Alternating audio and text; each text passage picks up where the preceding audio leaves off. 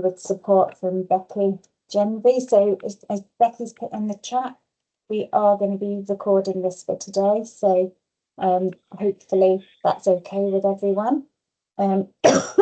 Excuse me. We run these sessions quarterly, and in recognition of the real challenging pressures we've got at the moment, we have decided the theme of this one is going to be kindness and compassion. You know, we're all facing the uncertain things that's healthcare at this moment in time. So I believe we've got quite a few new people on the call, so welcome. And it's really great to have you here. So today we've got quite a few presentations going through, and I really hope that you enjoy it. And the reason we do this is because the importance of the health and wellbeing at the moment. We've also recently just opened this meeting up to other regions. So historically it was just the Midlands, and now we are opening it up further to other regions and to colleagues who are not members of the Health and Wellbeing Champion Network. So it's really great to have you here if any of you are new from that side as well. A little bit of housekeeping. So if you do wish to talk, please raise your hand or add your questions to the chat, and Becky and myself will be monitoring those throughout the session today. So it is 2 hours. And if possible, can we all have our cameras turned on, just because the speakers, it's nice for speakers to be able to see smiley faces on the screen and not just themselves. So without further ado, I'm going to hand over to our first speaker around everyday habits for compassion and well-being. And I believe the speaker for this one is Kirsty Smith from Natural Rose. So please take the mic. Thank you. Thanks, Eloise. Just want to check that everything is working so everyone can hear me okay. And I am going to share my screen. So everyone keep everything crossed that the technology is going to work for us first time. Okay, let's go. Can somebody just let me know if you can see the screen?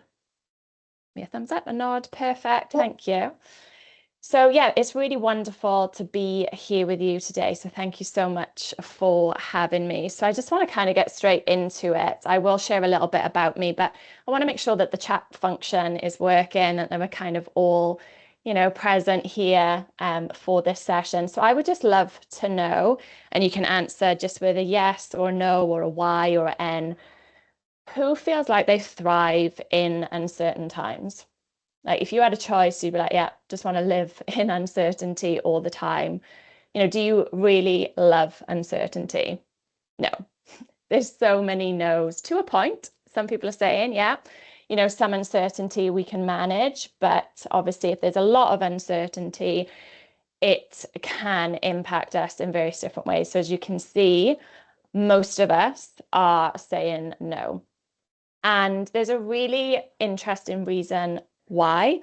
And this is where the compassion piece that I want to talk about today comes into it. So before we get into strategies, I just want us to all understand how we work, how our brains operate and why they work the way that they do.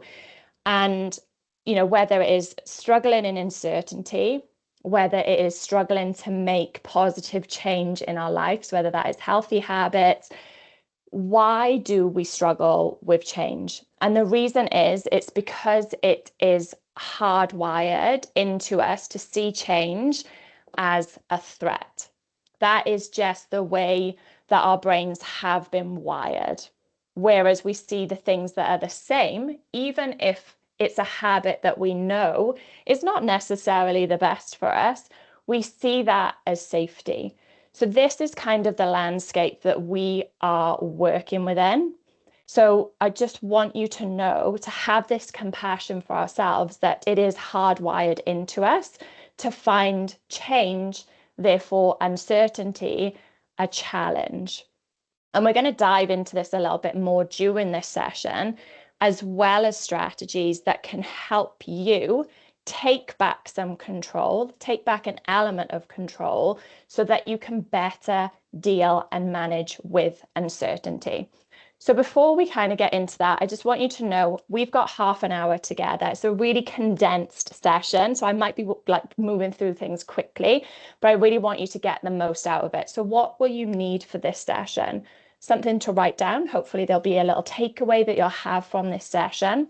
I would love, if you haven't already, to be fully present and to put your phones, Teams on Do Not Disturb. You've decided to come here for this session for the next 2 hours together. So why not be fully present here? And I would just love if you could also come with an open mind about what we are going to explore together, and potentially have a little experiment that you would like to walk away with from this session.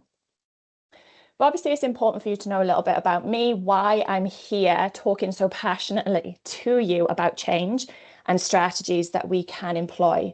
So my name is Kirsty Smith, and I run a wellbeing consultancy called Natural Rays. And my focus is to really support individuals to feel their best version of themselves inside and outside of the workplace. And I also support managers to have confident conversations around well-being and the impact that this has on people in the workplace. And the reason that I'm so passionate about this, about change and about feeling our best, is that I have been through my own journey. So I went to university, I've got a master's degree in regeneration studies, and I went out into the world and I worked as a town planner for over 10 years in the UK and Australia. And on this journey, working in a very male-dominated industry, very high-paced, high pressure, I developed a thyroid condition. I got very burnt out, I was stressed, I was overwhelmed, and that thyroid condition for me manifested in low energy, needing a nap every single day, low mood. I had adult acne after never having acne as a teenager.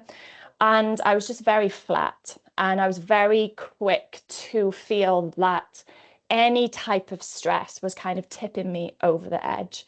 So on this journey, I had many different visits to the doctors, and it took a long time for me to actually understand that it was a sluggish thyroid. So I had hypothyroidism, which makes a lot of sense now because my mum has it as well. And as women, we are actually a lot more prone to thyroid conditions.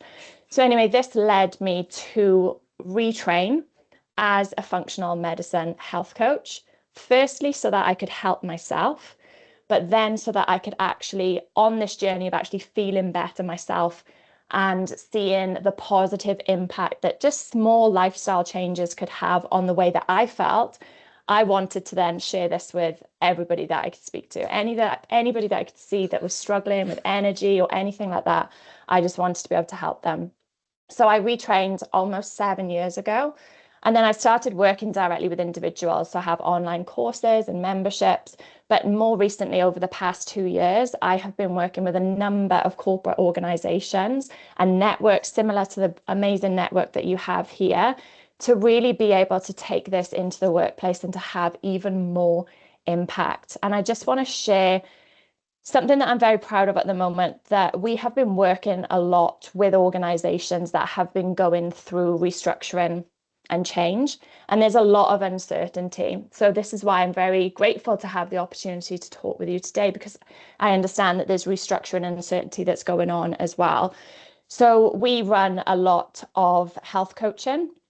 So that's working directly with individuals. And we're really proud that we've had recent coaching interventions with a big university client that has seen 100% of participants saying that they feel less stressed and that they have improved mental and emotional health. And as one person said, a much needed safe and supportive space during a significant period of stress and change.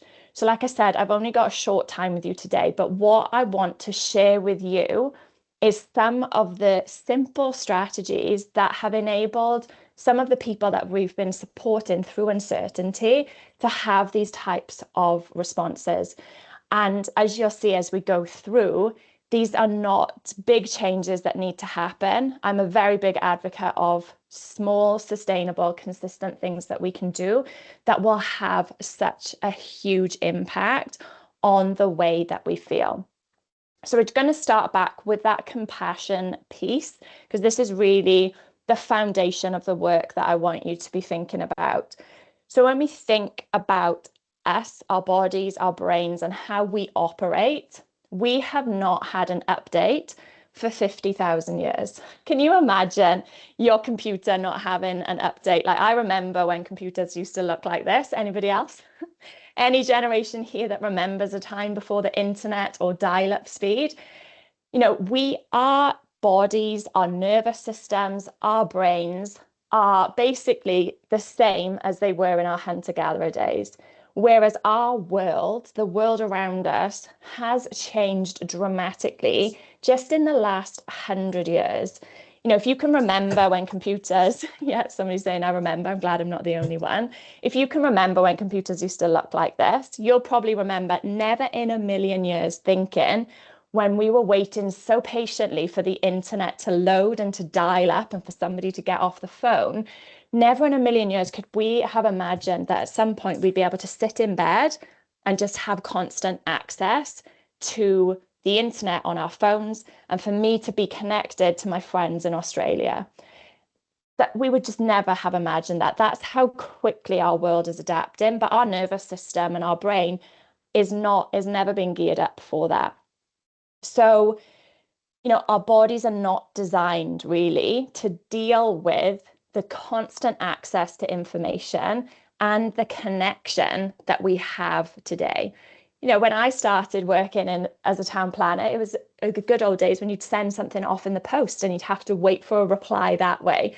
Emails were only just kind of coming into effect, whereas now, does anybody else feel stressed when they open up their inbox in the morning? This is such a huge stressor for a lot of people that I work with. Or if you are a parent and there are, or maybe not even a parent, maybe just got loads of WhatsApp groups, just opening up your WhatsApp to see, oh my God, there's like so many notifications that I've not kept up with. Yes, so some people are saying when you return from annual leave, so maybe when you're naturally, you know, feeling a little bit more relaxed and then your inbox is there. So I just want you to know that right now, we are working with a little bit of a mismatch between our unique biology and our environment. So just know that this is the foundation that we are working with as well. So that's that kind of baseline. So, you know, when I work with a lot of people, sometimes people are saying, I just can't keep up, or there's so much going on around me. I feel like I'm not able to kind of keep up with everything that needs my attention. And this is sort of the reason why. So typically, our base level is, you know, a little bit agitated anyway. So what I want to share with you is some strategies to move from this kind of feeling of agitation more into a not necessarily relaxed state, but a state that we can access more creative thinking. And the reason for this, so when something is happening, you know, the brain is geared up to actually be scouting the environment for threat, for danger. That is, like I said, the hardwire that we have into us. And there are two parts of the brain that react really quickly and instinctively.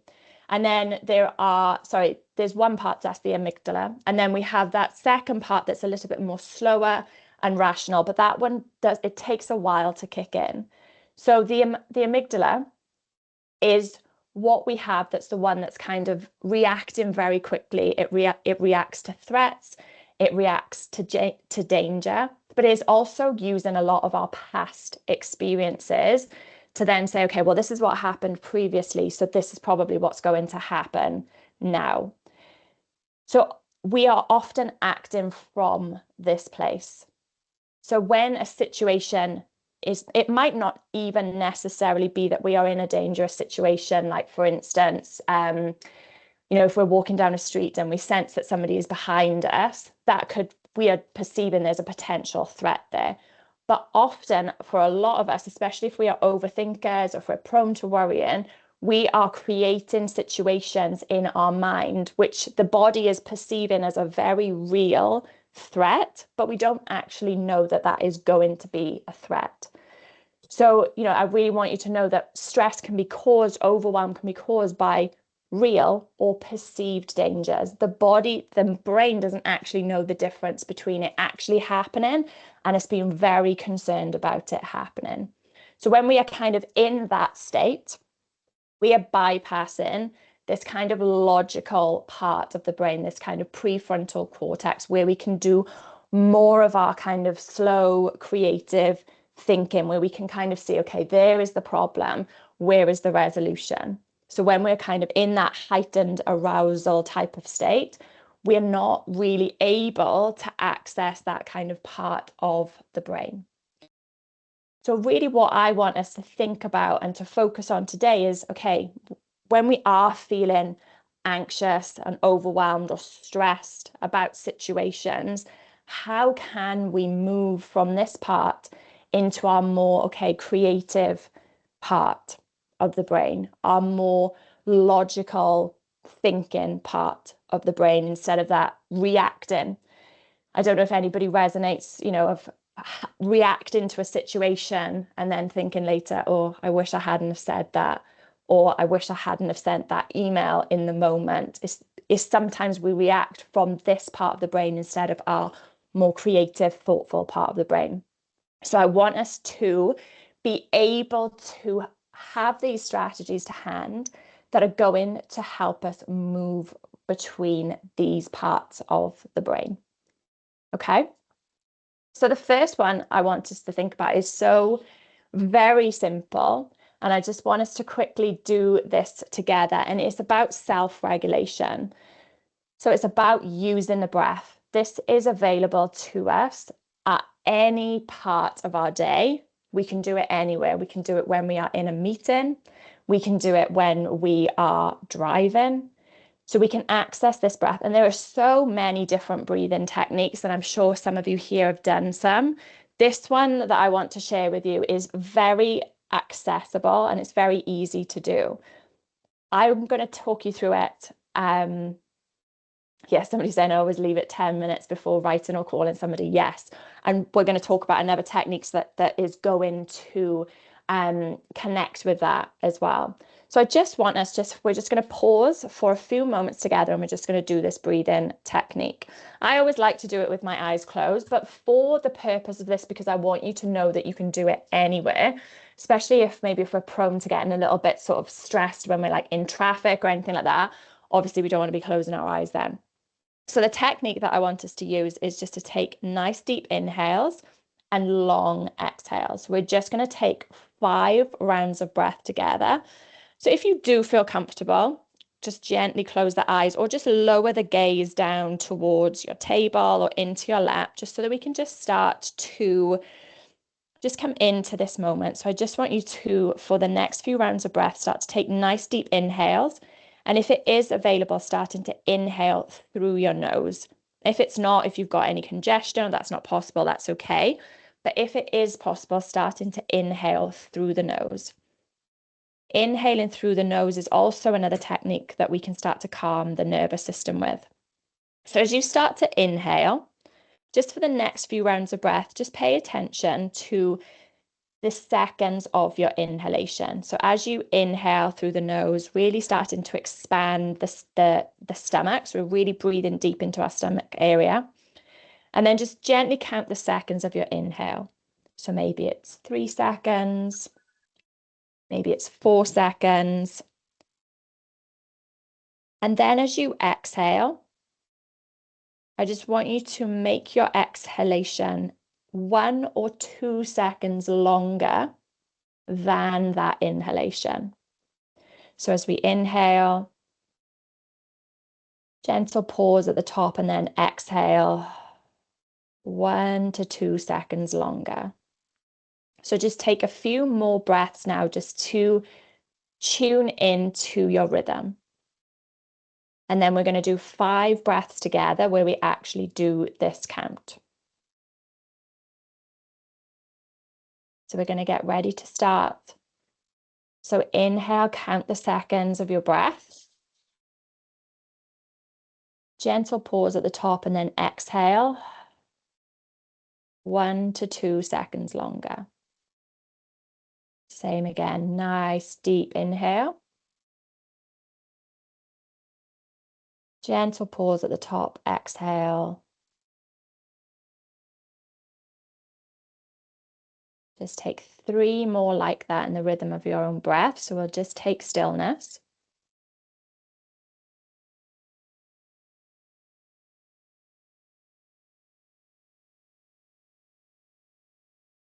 Two more like that.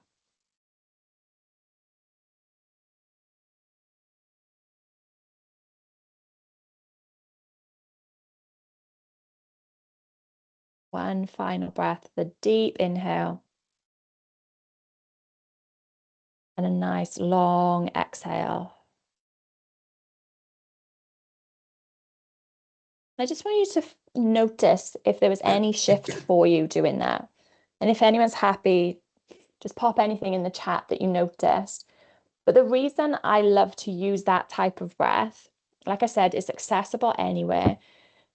But how it works is that anytime a breath work is using a longer exhale, made me yawn and feel tired. That's a good and nice release, much more relaxed and calm. Perfect. And that's only just after 5 breaths of doing that together. So anytime the exhale is longer than the inhale, we are signaling to the body that we are safe. And when the body feels safe, it can move through our kind of like hyper arousal, sympathetic nervous state to our parasympathetic nervous state. Peaceful. Somebody's saying peaceful. So we can access that whenever we need it, whenever we notice that we're feeling agitated, frustrated. Like I said, we can even do it in the car. So I want you to have this in your back pocket. This is one of your tools now for that toolbox. So I'm glad that already just from just 5 quick breaths of that together, you are able to feel the benefits. And going back to what somebody else just said in the chat about taking 10 minutes before you write a response, another technique that I love to use is, especially if you're prone to overthinking or catastrophizing, thinking of like always the worst case scenario, and you're very much ruminating in your own thoughts, there's a technique where you literally just set a timer for 2 minutes, get a scrap of paper and just write. You know, if it was like an email response that you wanted to do or something that you wanted to say to somebody, or if you just notice your thoughts are racing in the evening before going to bed, have that timer, get pen to paper and just write. And don't worry about punctuation. Don't worry about the structure of your sentence or if it makes any sense. The idea is to actually just get everything that is on your head onto that piece of paper. And then the nice thing about it is that you then get that piece of paper and you scrumple it up or you rip it up or whatever you want to do with it. You just get rid of it. And you should notice that it starts to help you move through. When I do this, honestly, it starts of like a list of things that I need to do. I need to buy dog food and then I have to do this and then I have to do that. And then it will start to, unravel maybe some other things that are going on in the head. So that can be a really helpful technique when we notice that we are just really in our head about something and we're struggling to move past it. So again, have that as another little tool in the toolbox, especially if we're pairing it with that nice deep breath as well. So we're going to shift gears a little bit. So we've kind of have these more techniques around breath and then using, whether it's journaling or I just use a scrap bit of paper, especially like an envelope, and then you just chuck it away anyway. It's really just to kind of that stream of consciousness to get it out. Now I want to make sure something that maybe we don't always think about as a potential trigger to stress or a potential trigger to how we are able to think more clearly. And that really is coming down to nutrition. So I would just love to know right now, who is making time for breakfast? Again, just say yes or no, or Y or N for speed. You know, sometimes I might skip it. Sometimes I find personally that breakfast is the one meal that most people will skip. All right, but great. We're saying people are prioritizing breakfast. Well, really great to hear. Because fueling ourselves is really a key strategy, again, to help the body feel safe. I talk about safety a lot. When the body feels safe, it is better able to regulate our stress hormone cortisol. And if we are better regulating our stress hormone cortisol, then we're also regulating our, the hormone that regulates so many other things in the body, insulin. So it's a real mixed bag. Some people are saying no, some people are saying yes, but I eat later. So there's a real mixed bag. I just want to talk about why it's important and why it's going to help you feel better generally if you prioritize breakfast, but not just prioritizing breakfast, prioritizing eating something by 10 a.m., but ideally having a source of protein and fiber with our breakfast as well. Now, when I was struggling the most with my thyroid and when I was struggling with brain fog, fatigue, when I just felt like I was constantly on the edge, my go-to breakfast was either intermittent fasting and a black coffee after the gym because I didn't have time for breakfast, or a big bowl of porridge. I grew up on that golden syrup porridge. So I would always think, well, it's oats, it's really good. Not realizing that I was not really having much protein with it. So there are so many benefits to one, eating breakfast by 10 a.m., but having that source of protein as well. And these are all links to research as well. There's lots of different research that actually shows that it can not only, improve our energy, regulate our blood sugar, which will improve things like brain fog, cognitive function, but also things like cravings. Also, as a potential, like I said, because it helps with cravings, potentially for weight management, improving potential risks for type 2 diabetes, because it does have this positive impact on our metabolism.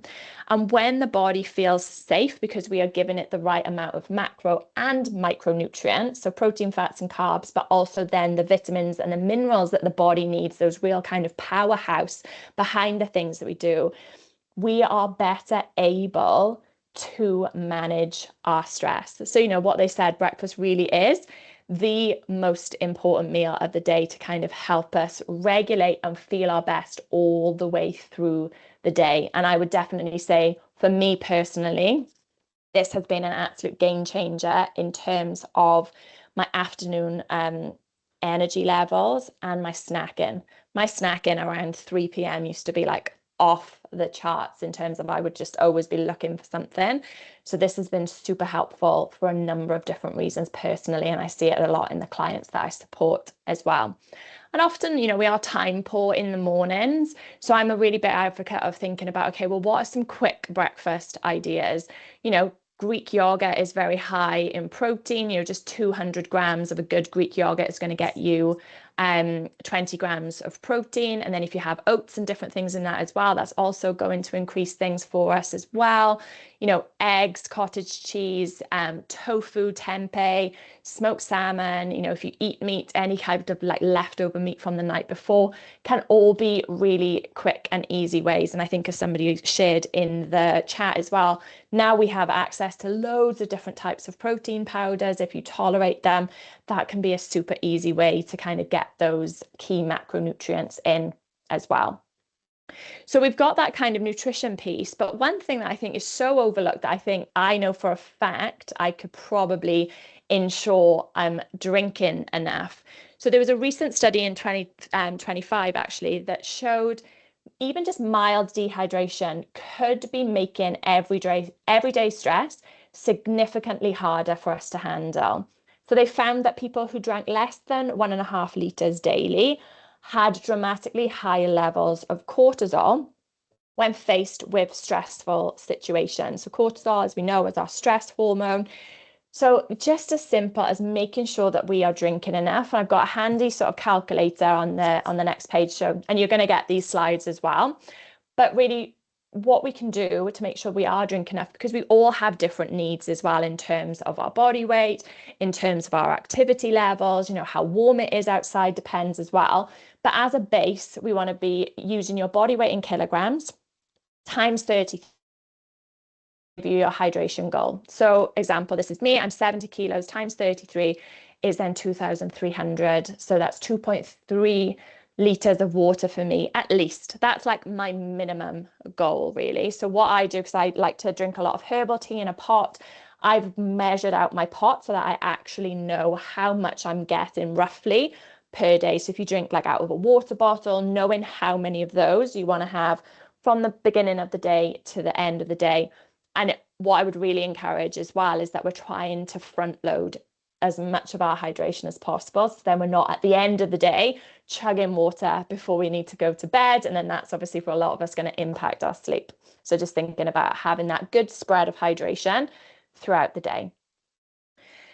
So there was a few different things there that we talked about. So I want you, really, I hope you kind of come away from this session thinking, okay, there are things within my control that are going to help me better deal with uncertainty. They're going to help me regulate my stress response. Am I eating as well as I could be? Am I eating enough at the right times? Am I hydrated? How am I breathing? Often when we are stressed and agitated, our breath becomes very short. So can we start to breathe deeper? So I would love, there was a number of things there just to kind of wrap up this session. What's the one thing that really resonated with you that you would like to take forward from this session? And hopefully these are all things that you're like, I could do that immediately after this session, or maybe even on this. Hydration, eating before 10 a.m. Amazing. And speaking them here, if there are people here that you work with regularly, we can have accountability. All right, okay, hold me accountable for this for the next 7 days that I'm going to eat by 10 a.m. Because once we've done it for 7 days consistently, we'll then start to notice positively the impact that it has, and we'll want to keep going. We'll want to maintain that change. Yeah, so good mix. A lot of people with that hydration, with the eating before 10 a.m. Yeah, love it. Simple things. So thank you so much for having me. If anybody wants to get in touch after this session or connect on LinkedIn, please do. I know we didn't really have time for comments or questions, but if there's anything that you'd like to discuss afterwards or you have any feedback, please let me know. It would be great to hear. But yeah, thank you so much for your time. Thank you very much, Kirsty. I found that really, really good and enlightening, particularly around hydration. I probably need to do that more. I know, I think it surprises all of us how much we actually need. It does, yeah. But thank you for that. I'm looking forward to seeing your slides and maybe sharing them with some of my colleagues. Yeah, absolutely. Have a great rest of your session. Thank you. Bye. Take care. Right. So hope everybody enjoyed that. Our next session is Gemma from the University Hospitals of Birmingham around building a culture of kindness at the UHB Trust. Thanks, Eloise. I'll just share my screen with you.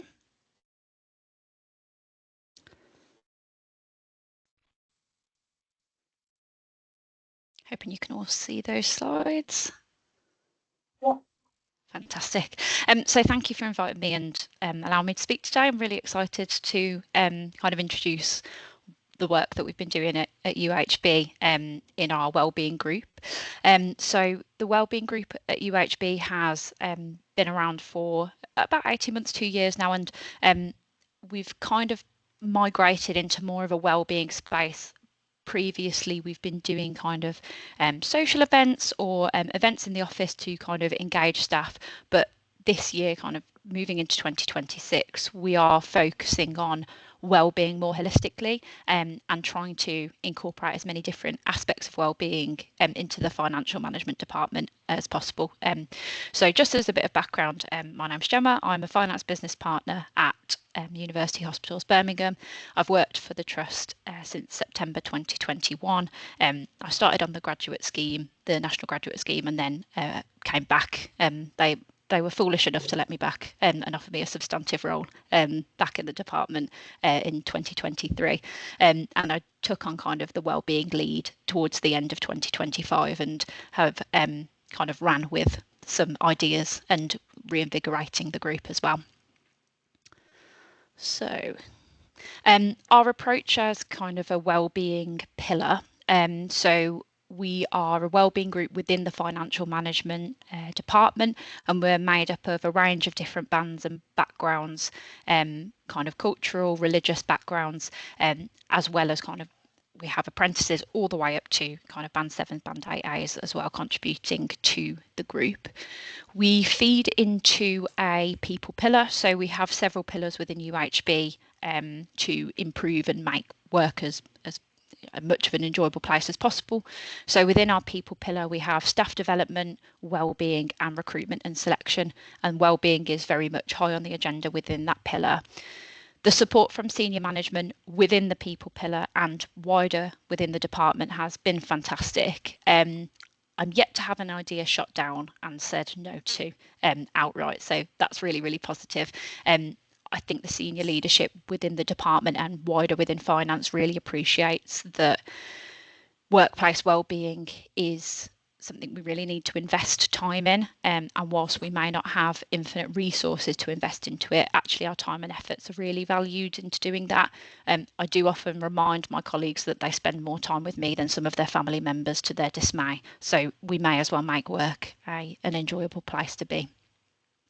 Within the group itself, we try and empower junior members of staff to lead on events and projects. So the group meets monthly. We discuss potential events, themes and areas of focus for the team to work on. And the kind of structure is, if someone comes up with an idea, they will have the full support of the group, but they are empowered to lead on that project and run with it as much as they possibly can. We've found that some members of the group that started off being quite quiet have really come out of their shell and been able to lead on elements and run with ideas that perhaps they wouldn't have had the opportunity to previously. In terms of resource, so we do have a charity pot that we draw from, which we fundraise into through part of the wellbeing and the events that we do, and we also have a mechanism in which on the day parking of our office car park goes into that wellbeing pot, and the entire building can dip into that and use it, which actually is a well supported mechanism within the office. They would much rather the money come back to them in one way or another than kind of go into the ether of NHS trust finances, so that has been well received, and it's meant that, for example, we had an afternoon tea yesterday and we were able to order in some samosas, which went down a treat. So looking back on 2025, we kind of kick-started the conversation around workplace wellbeing, but more around specific events rather than holistic wellbeing itself. So just some examples of things that we kind of organised. We had a social to the German markets in Birmingham in December. We also did a Christmas quiz. We did Office Olympics throughout the summer. We have done various afternoon teas.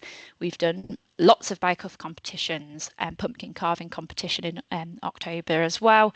And then we also support team building activities on various away days and department-wide activities that we do.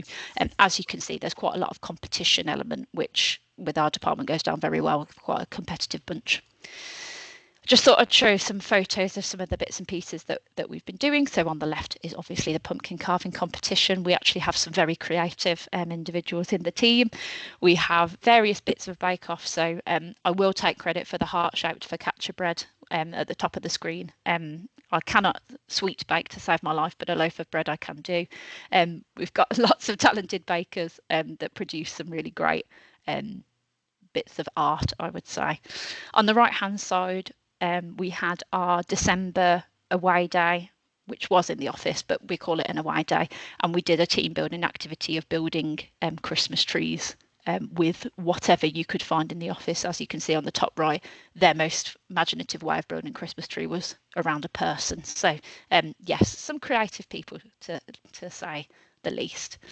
I'm just going to show you now a video that we put together. So last summer we did an Office Olympics whereby we did 8 events, I want to say, over a period of 3 weeks. The events all took place within lunchtime, and each business unit sent representatives to take part in the events. It's very serious, as you can imagine. You know, doping allegations and everything were really taken into account, and we kind of tallied up scores at the end and had an overall winner. So I'll just share that with you now. I'm hoping that the video plays okay. If it's a little bit laggy, then I apologise, but fingers crossed that all plays fine.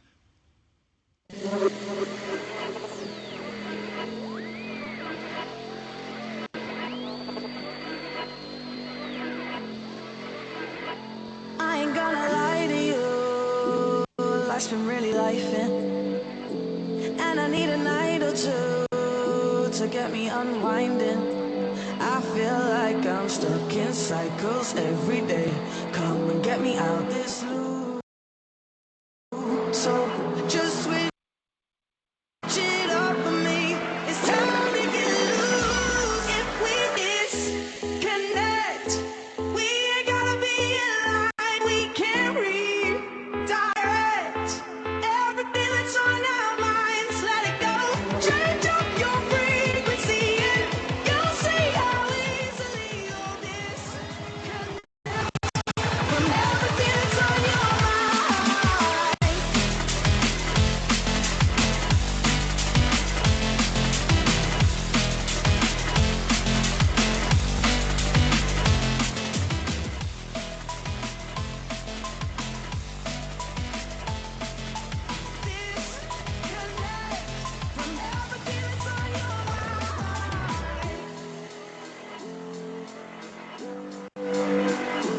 Tell me where's my lighter crew?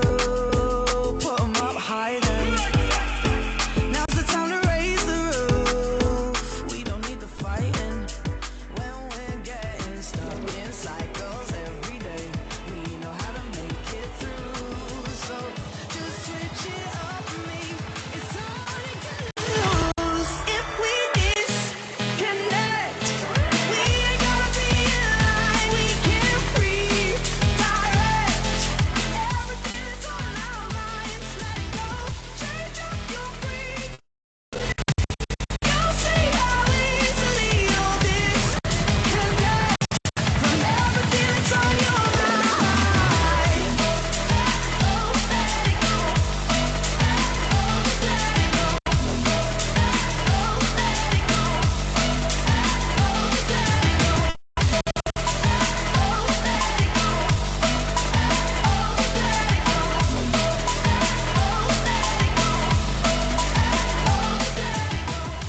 Change up your frequency. You'll see how easily you'll disconnect from everything that's on your mind. There we go. That was just a little bit of a highlight of some of the activities that all definitely took place during our lunch breaks during that period. So that's something that we're looking to start back up again. The different ideas for the events came from within the group and were ran and kind of, you know, all set up by members of the group as well, and it was absolutely fantastic to see the engagement across the department. So yeah, we're trying to come back bigger and better than before, but we set quite a high bar, I feel. So there we go. We'll do our best this year.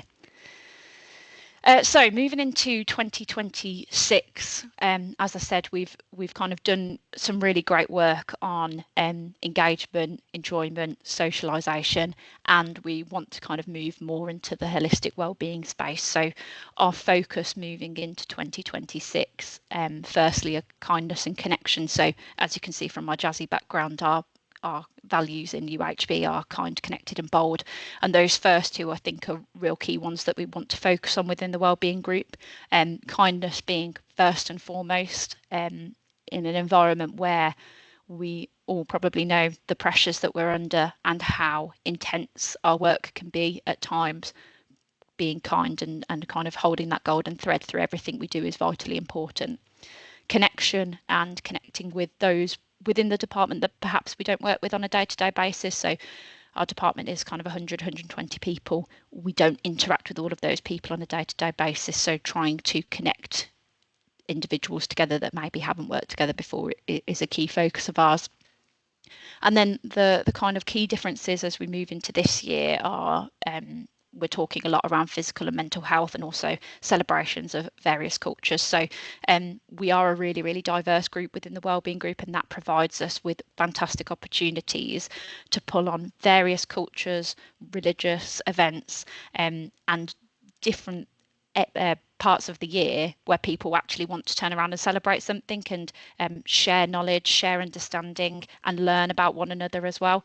So that's been we've got some really good ideas kind of in the works already. So moving into 2026, we have taken a view that each month will have a focus and a kind of area or a topic to highlight and focus on for that month. So far this year we have done a stepathon competition. Again, competition that seems to really get people going in the department, but we had an app and people who wanted to join could sync their device or their phone, and we essentially saw who could do the most steps in the month, and also what team could get the highest average step count as well. Across the department we ended up having 51 people join in with that, so around about half of the department joined in. Lots of conversation, lots of engagement from all levels and across all of the teams regarding that, about how to possibly get more steps in, how to amend our routines throughout the day to try and get out and get a walk in, which, bearing in mind we had some pretty awful weather in January, was really fantastic to hear about, and those are habits that have continued past the competition as well. As we head into February, we have kind of thought about Lunar New Year and Valentine's Day as general guides for our theme, but we're looking at recognition and appreciation. So we have a recognition board up in the department that people can write on and just give little shout outs to their colleagues to say thank you for any work that they've been doing or some support that they've had. But we've also introduced kudos cards.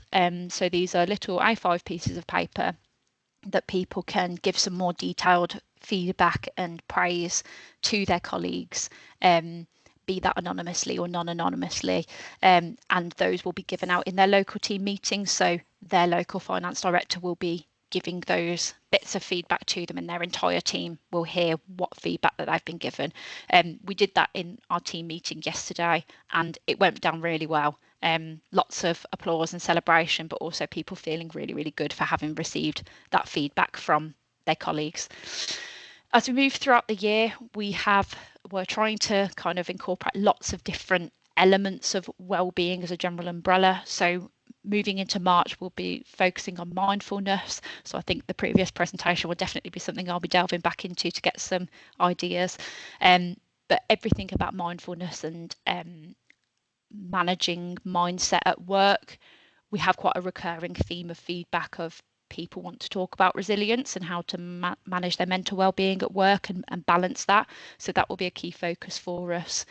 April, we'll be looking at Earth Month. We'll be thinking about planting some trees and giving out people seeds so that they can plant things at home and kind of take care of them. And that kind of analogy of taking care of a plant is like taking care of yourself. Moving into May, we'll be doing more kind of mindfulness and balance and work-life balance and wellness holistically.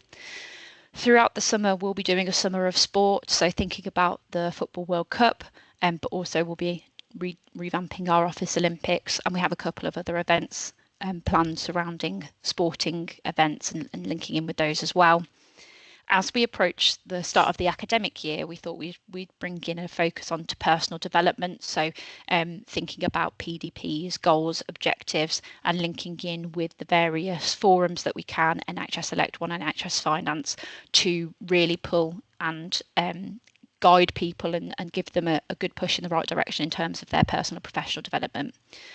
October, I don't know about anyone else, but as we approach anything after September, which is my birthday month, becomes the run up to Christmas.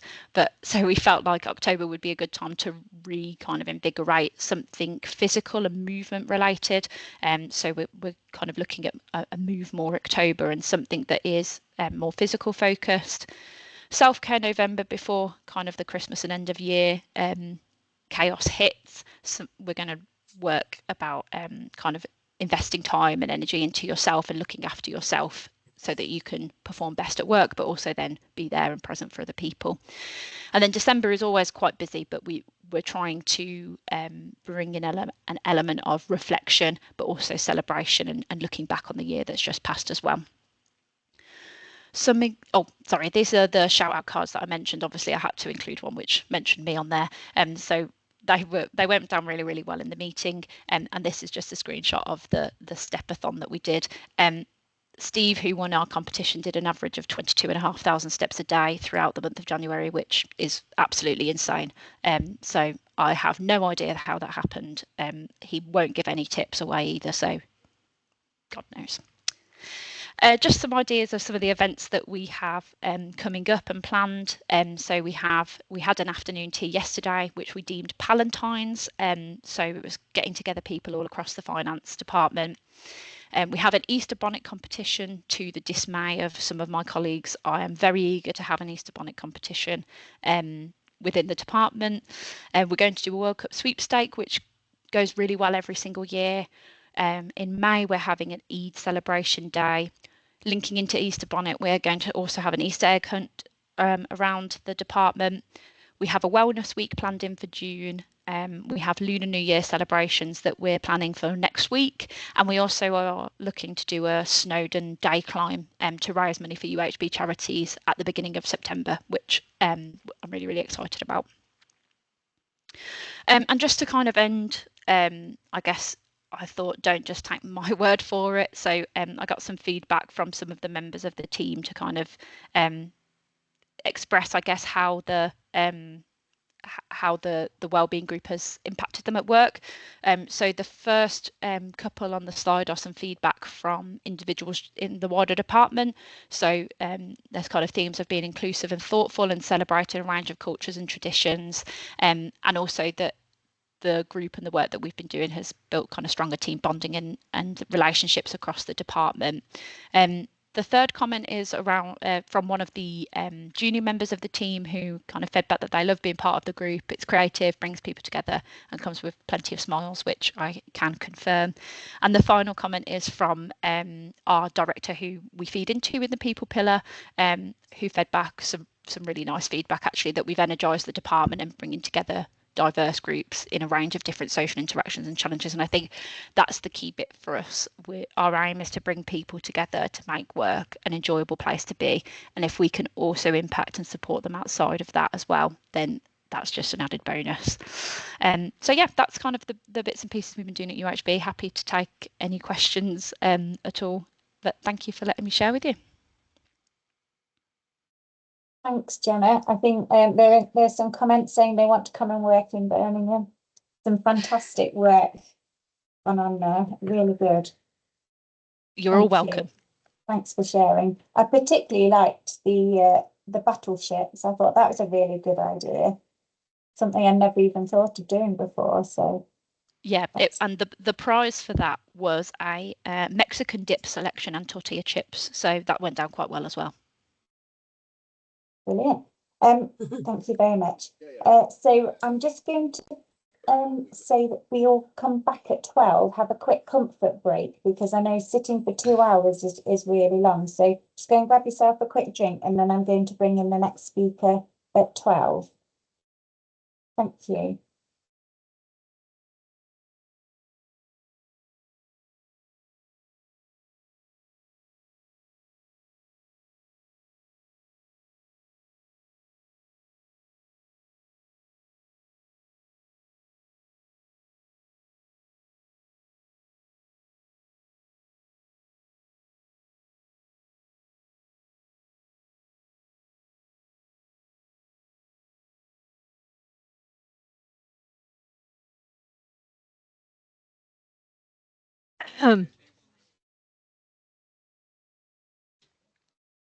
I'm doing. Sorry.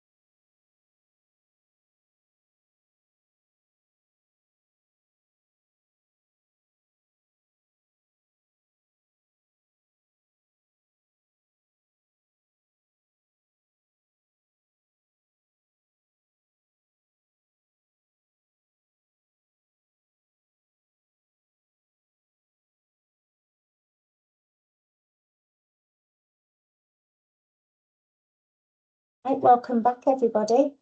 I needed that quick stretch. I ran up and down the stairs a couple of times just to have a quick movement. So the next speaker we have is Wendy, and put my teeth in, and the subject is creating connection at NHS Shropshire, Telford and Welcome. So Wendy, over to you. Thank you. Lovely, thanks Eloise. Hi everybody. So this session we're on till 12:10. I was supposed to do a double act with Dee. We actually did a session not long ago for the health and wellbeing. At that point Dee had lost her voice, if anybody was on that one, and now she's off sick. So I'm not saying anything about the whole context of this, but yeah, she's not well, bless her. So you're stuck with me. So firstly, I haven't got any slides to present with today. What I thought I'd do was something a little bit different around. So basically, we did an active advent at the ICB. So a number of years ago, when we were CCGs back in the day before COVID, we used to do what we called an active advent. So everybody was office based, which obviously isn't always the case at the moment in the current climate. So we had a staff room where we all used to gather. It was one session in the morning and one in the afternoon. So like the old fashioned 15-minute tea breaks you used to get way back. We used to do an active advent, and that was anything from sort of physical activities, wall sits, a bit of weights. We used to play table tennis with a table tennis table in the in the staff room, so we did sort of around the table knockout competitions. We did balloon volleyball, just moved the chairs and made a bit of a net with the chairs. Did balloon volleyball. We did musical chairs, which always goes down an absolute storm. And we did some old-fashioned sort of school playground type activities. So we did a hopscotch, just seeing Gemma's battleships marked out on the floor reminded me we did the hopscotch and some games like that. So we did very much. It was very much in-person physical activities. So then obviously COVID hit and everything changed. So we decided we wanted to keep doing an active advent of some kind. And the first couple of years we did very short video clips. Somebody at the health and wellbeing group, for not within finance but within the ICB, did some short video clips just to say, you know, do a few weights with some tins at home, things like that, go for a little walk, do some different activities.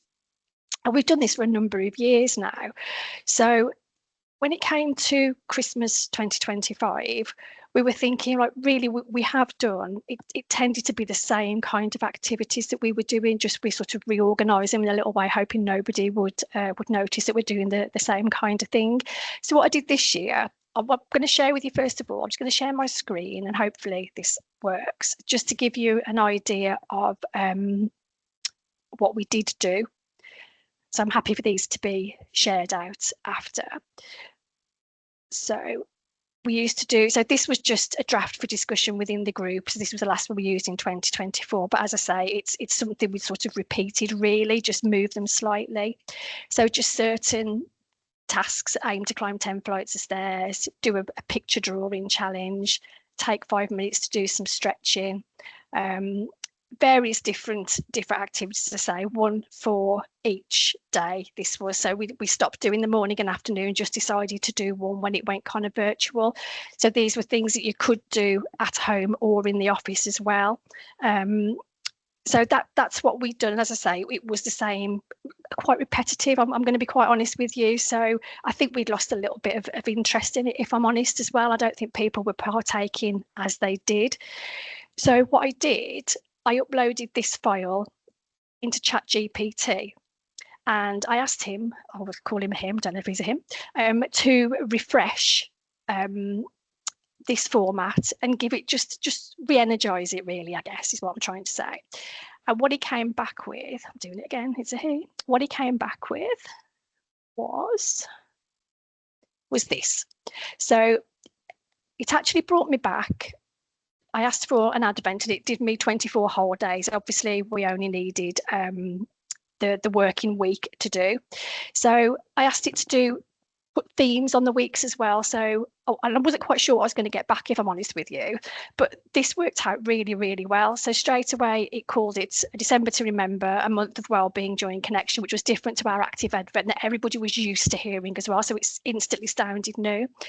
Then it split it down into 4 categories. So we had week 1 was connection and kindness, week 2 was energy and movement, week 3 was joy and playfulness, and week 4 was reflection and rest. So as I say, it gave me 7 days worth of each week's worth to do. The ones I've highlighted are the ones where we decided, so yeah, all the highlighted ones are the ones we did. So I just got rid of the other couple of days. So you can see I've just got some notes on here around, you know, how we're going to physically do some of these. And then what it also did, so it set out a week's worth. Once we decided which ones we wanted to do, I asked it to do little snippets ready. So we had a rota for who was going to post on our staff huddle, which is an ICB wide Teams channel. So for connection and kindness, so it was literally a case of you would copy and paste that into the chat ready. So in terms of effort, it was very lazy. It was very minimal. So ChatGPT did everything for us. Obviously, we had to have a little think around, you know, how we were going to do. There was a paper chain. I think, yeah, it's this one on day 5, the gratitude chain. And that was really well received as well. So that was basically we just got some strips of paper, left them on a table in the office where everybody happens to walk past, and just got people to write what they were grateful for. And then we stapled them all together or sellotape them all together and made a paper chain at Christmas. So that was quite a good one. So in terms of effort for this, it really was very, very minimal. I'm not going to lie. So I wanted to sort of present this in this way, just because I know we're all really, really busy, and it's not always easy to find the time if you're doing your health and wellbeing champion on top of obviously usually a full-time job. So it does really, really help with that, and it does make it easier to get things underway, really, I guess. So that's what we did for our active advent. And I just wanted to share with you as well then, just some of the interaction that we'd had. So I've just done some screenshots of so our staff huddle. So as I say, that was the writing that was already on there was this day 4 share a good thing. So off the Word document I just shared, that's what was already down that ChatGPT had done for us. And then occasionally we just put something else in that's a little bit more human or personal, I guess. So it was my turn to post for the first week, and it was about sharing the little wins. And as a wall supporter, they're I think they're extinct right now. So it just created that little bit of banter, I guess, and a bit of connection within the wider organisation as well, not just the team, which was really nice to see, actually. And then we had a hydration day, which fits in well with what Kirsty was talking about earlier. So again, you know, people were just putting their own little spin on the section that was ready to copy and paste, which again doesn't take much in a morning then when we post to do that. A colleague did a video for when it was his turn to post, so he did a video every morning. He's got the most amazing set of Christmas jumpers I've ever seen, a different one for every day, that man. So yeah, it's just sort of demonstrate that there was, you know, a bit of interaction then across the organisation around that as well. So that was our active advent piece. The other piece we were going to talk about, which was Dee's, but unfortunately she's not here, was the Winter Olympics.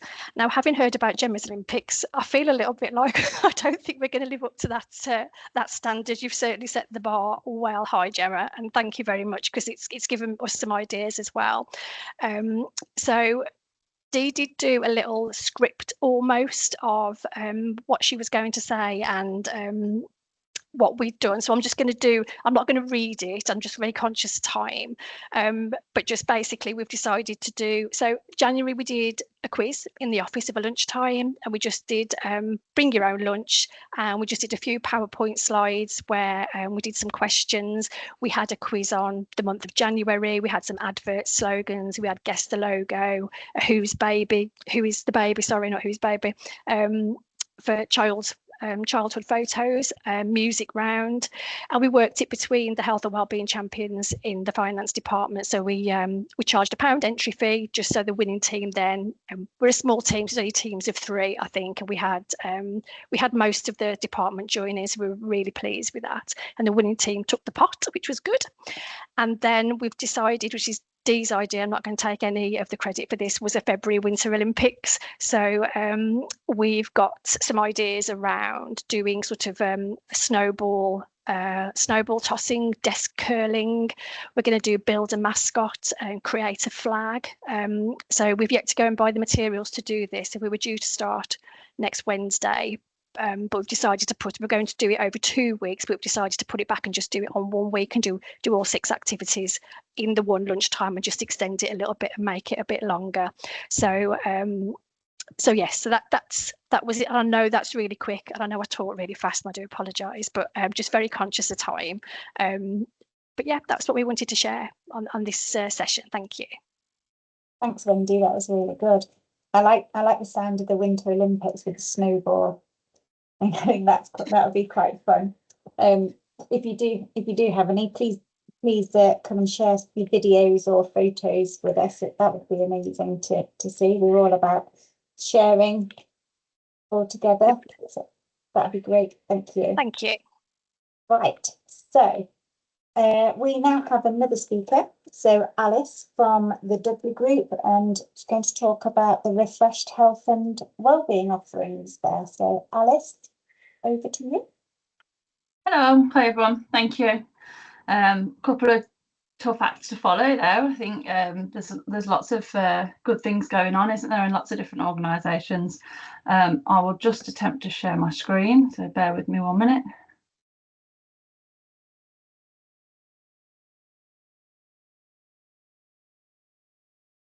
Is that sharing for you? Yeah. Yeah. Fab. So for those of you who don't know me, I'm Alice McEwen. I work at the Dudley Group, worked here for about 2.5, nearly 3 years now as Divisional Finance Manager for the corporate areas. You might recognise me from perhaps a year ago when I came and did a talk to this same group on work-life balance. And I'm really glad to be back again. So thank you, Becky, for inviting me. So it was actually doing that talk a year ago that got me inspired and made me want to be part of health and wellbeing in general. So I wasn't a health and wellbeing champion, but following the meeting, I signed up to be a health and wellbeing champion, along with a few other members at Dudley Group. And yeah, we took it from there. So we were waiting to have training until there was some available. So as soon as there was some available, towards the end of last year, 4 of us went on the training. So following the training, we're just looking at how we can drive forward health and wellbeing at Dudley Group. So hopefully the technology will work for moving the slides. Here we go. Right, so yeah, so in November we went on a health and wellbeing champion training, and also internally we have health and wellbeing champion training. So a few of us also went on that to try and give us a different perspective. And then we set up a little group of us internally who would then meet on a monthly basis to see what we could do in terms of health and wellbeing. So before our first meeting, we dug out the One NHS Health and Wellbeing resource pack, and we had a look on our Trust Hub page just to see what kind of support and events we were already offering as an organisation, and so that we could help signpost and see where there might be gaps in what was already being offered. So on the resource pack, we kind of pulled out a few of the main headings: mental, emotional, physical and financial wellbeing, social and workplace wellbeing, signposting external resources and engagement and case studies. And then we really wanted to consider what our role is as a champion. So we were really thinking of how we can make a difference, how we can be present, being as proactive as possible and passionate, and obviously trying to then make sure our staff feel valued, supported and empowered. So taking that forward, in our first meeting, we really wanted to look at engagement and visibility. We were conscious we'd only just got on the training, and so all the staff within the organisation weren't even sure who we were or what we were trying to achieve, or how we could support them. So at our quarterly sessions where the whole of the finance directorate get together, we just had a 5-minute slot where we let everyone know who we were, what health and wellbeing champions are, gave our names and just kind of publicised. 2 of us were also mental health first aiders, and where they could come if they needed any support. And then further to that, we wanted to think a little bit more about signposts and external resources. So after looking into it, there was loads and loads of resources available, loads of events people could attend. But I think sometimes there's so much, people don't know the best place to look. So we started reusing a Teams channel, which was made before I started at the organisation, but was perhaps underutilised. So it's a health and wellbeing channel in Teams where everyone in finance is part of, and we just started adding as much information as possible, but filtering it through and making it relevant for our organisation and our teams, and signposting when events were coming up, for example today's event.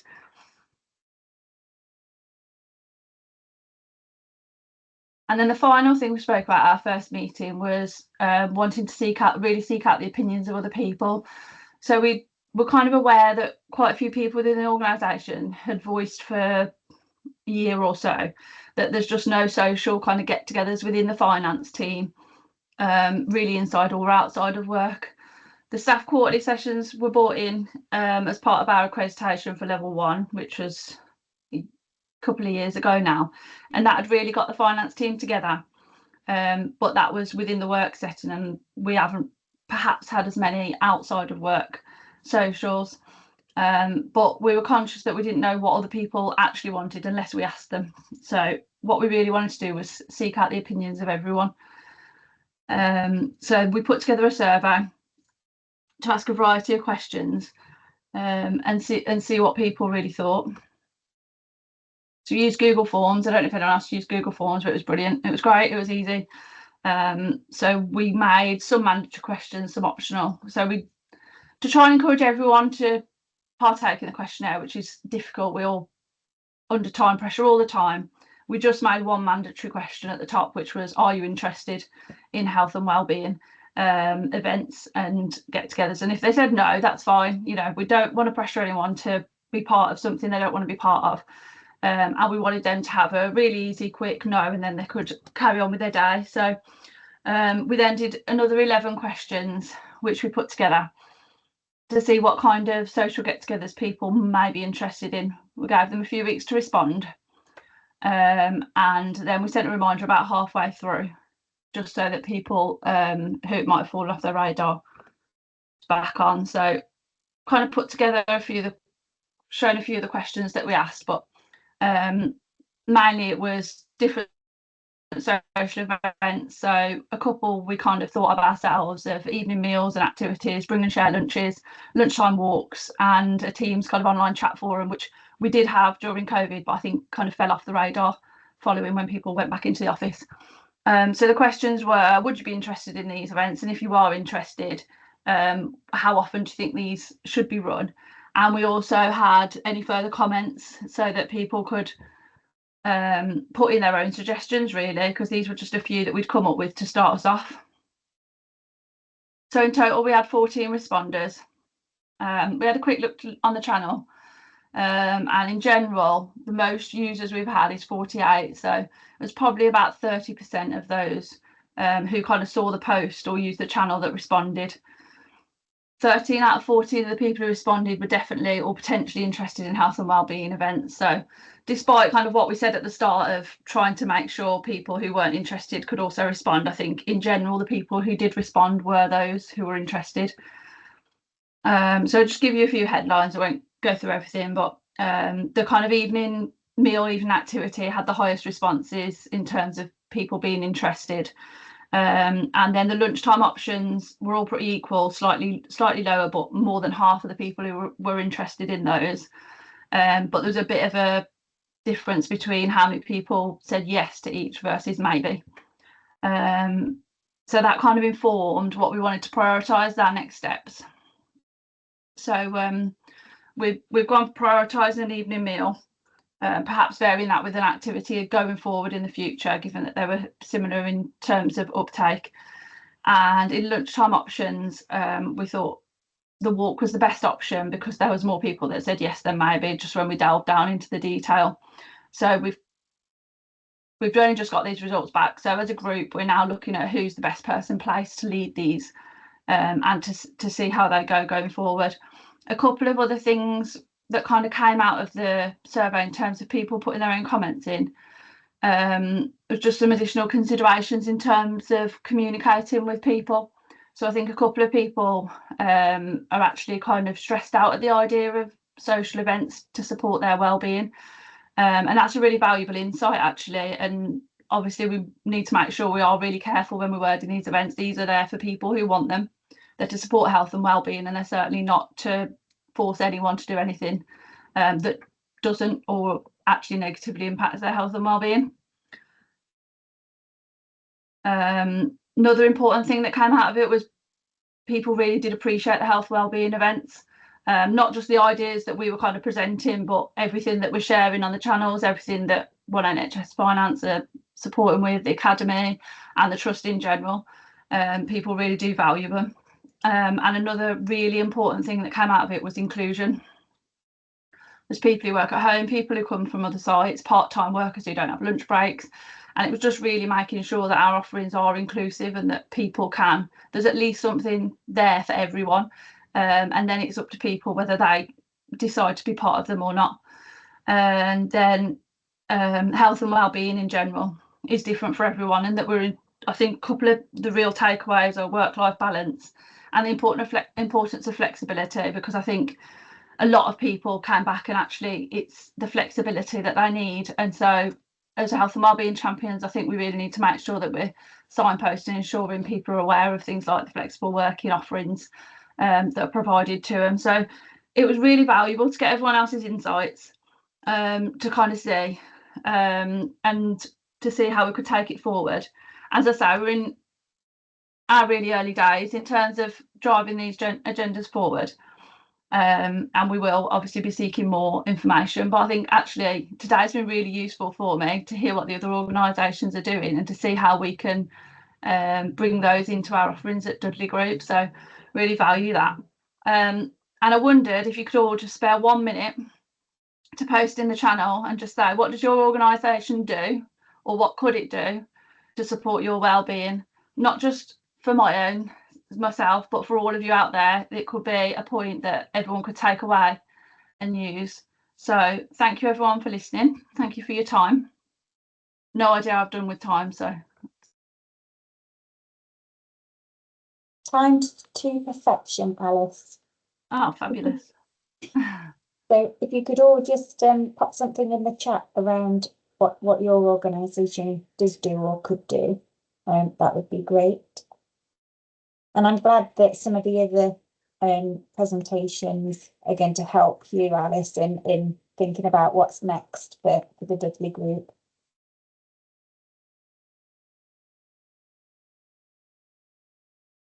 Right, so we've got flexible working, allowing breaks, food related, yet always food related. Wednesday working. Yeah, there's some themes in that. Food, walking and flexibility, I think, come up the highest. That's really good. I'll look at all those later. So in the interest in time, we have our next speaker. This is around festive fun at the University Hospitals of Coventry and Warwick. And we have Annie, who is presenting to us on an update on their December health and wellbeing activities. Okay, thank you very much, Louise. I'm just going to talk for 5 minutes just on a couple of things we did this Christmas. We had a charity market stall where some of us made some craft items. I made some little pockets, or like little zippy pockets that you could put earbuds in and things like that. And made some hair scrunchies, which I'm wearing, and someone else baked some cakes. And so the money we made, just charged £1 each. It all went to the hospital charity. We made £41 in just a few days, so that was really nice. Another thing we do every year is something that I've done at other organisations, and it's really popular, amazingly, and it's called the Advent Calendar Competition. And basically what that is I buy an advent calendar in November, and we have a bit of a challenge, and people have to guess what is behind each window. So what I do is I share the rules. I'll just share them here. I send an email out to everybody, share the rules of the game, what the scoring is all about. And I'll tell you a little bit about the scoring as well, because it's very simple. So this is what comes back. So I send a blank one out, and this is what would come back. So they've made all their little guesses. What's going to be behind door 1? What's going to be behind door 2? Door 3? So we get to December the 1st. I open the window and it's got, say, a Christmas tree in it. So this lady has put Christmas trees 11th. So she's going to score 1, 2, 3, 4, 5, 6, 7, 8, 9, 10 points for day 1. So I do that for all the entrants, and I make a little league table. I'll show you what my league table looks like. This is day 9. So I put all the scores for day 1, 2 and 3. And I put, you know, what the picture is and everything. And every day I send an email out with an updated league table and a silly couple of paragraphs about how badly certain people are doing, and try and use my massive sense of humour to sort of make it fun, and say how lazy people are, you know, that are sort of languishing in the middle and not really trying very hard, you know, that sort of thing. So it creates quite a lot of banter in the office, and people are always trying to find out what advent calendar I've got in advance. I say, no, it's a secret. No, not telling you. And so it's just a good fun little thing to do, and everyone pays 50p or something. There's little tiny prizes for first, second, third and fourth. So that was just one little idea I thought I'd share with you in case anybody wanted to take it up. I could send the blank files out and the rules if you wanted.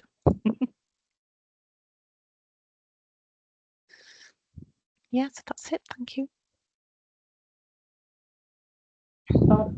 That looks like that could be great fun, and getting everybody talking about it. I really like that. If you wouldn't mind, if you send to Becky the blank templates, and if she wouldn't mind sending it out to us, because I think that's something any of us can do, whether we're in the office or remote. So yeah, and it lasts a whole month as well, and it's just it just creates a bit of conversation for the whole month. It's quite nice. Yeah, no, that's brilliant. Thank you very much. So we are on time, which is fabulous. The next one, which is our very last session of the day, is around the importance of sleep. And we have Dr. Zoe, I don't know how to say your surname, I'm really sorry, a GP and sleep specialist. And this session is exploring why sleep is vital to our health and well-being, helping us understand the common causes of poor sleep and practical ways that you could do to improve the quality of your sleep. So I'm going to introduce Dr. Zoe, and please tell me how to say your surname, because I don't want to get it wrong. Hi, thank you so much for inviting me. My name is Zoe Shadell. Yeah, it's a tricky one. Yeah, don't worry about that at all. Thank you. So I'm really pleased to be here just to talk to you all about sleep, why it's important, but also what you can do to improve your sleep. As Eloise said, my background is as a GP, but I don't do much general GP anymore. I work in 2 areas. One of them is in menopause and women's health, and the other is in sleep medicine. And you can imagine there's quite a lot of crossover between those 2, actually. So people often experience sleep problems at times of hormonal changes as well. So today I'm going to talk to you all about sleep, and to start off really with what it is. So it's this experience, it's quite hard to describe, isn't it? It's not quite the same as being unconscious. And the reason that it's not the same as just being unconscious or anesthetized is that there is a lot happening in our brain when we sleep.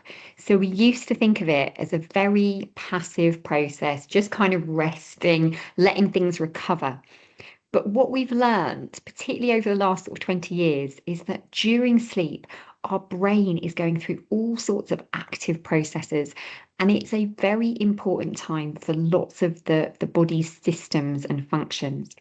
So we spend about 1/3 of our life asleep, and during sleep, we can actually predict the sort of patterns that our brain will go through. So it goes through these very sort of specific brain wave cycles, and we call them sleep cycles. And when we're thinking about what are we actually trying to achieve with sleep, what does healthy sleep look like? Here are some features of what we would call quite healthy sleep.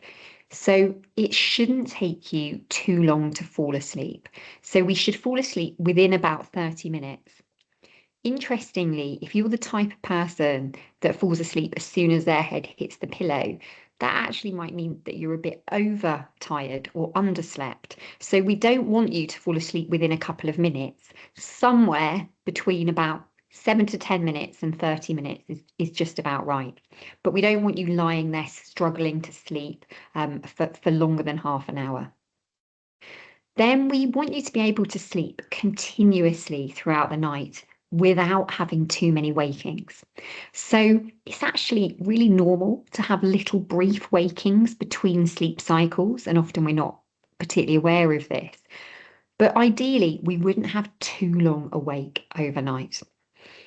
And in the morning, the whole point about sleep is that it's going to make us feel refreshed and ready for the day and give us enough energy to do what we need. So in the morning, when we get up, ideally, we would feel refreshed. Now, it's really common to not feel refreshed immediately on waking, and that's something we call sleep inertia. So if when you wake up, you feel like you need to get up, take some time, get a cup of coffee, all of those things, that's fine, that's still healthy, as long as when you've been awake for perhaps half an hour to an hour, you feel energized and ready for the day, not like you want to go back to bed. And another feature of healthy sleep is that most of the time that we're in bed, we should really be asleep. And we call that efficient sleep. So there's a calculation, which is the percentage of time that you're in bed that you're asleep. And that's your sleep efficiency. And we want that to be really over 80 to 85%. So we don't want you lying awake for very long at night, not being asleep. And what you can see here on the right is just a little demonstration of those sleep cycles. And each bar shows a different type of sleep. And you can see that there's N1, N2, and N3. And these are, N stands for non-rapid eye movement. And then at the top, you can see REM, which are the dark blue bars. And that's rapid eye movement sleep. And rapid eye movement sleep is where your body is pretty much paralyzed. You can't move your body. But your eyes, if you watch someone asleep, you can see them flickering from side to side and you get these really rapid eye movements. And the rest of sleep, we don't have that. So we call them non-rapid eye movement sleep. You move through different stages throughout the night. So you start with stage 1, which is just falling asleep. So it's going from wake to sleep.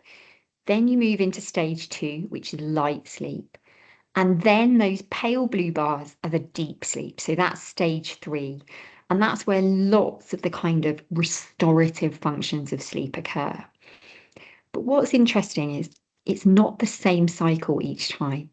And if you look at the first half of the night compared to the second half of the night, you can see that in the first half, there's more of that deep sleep, that light blue bar.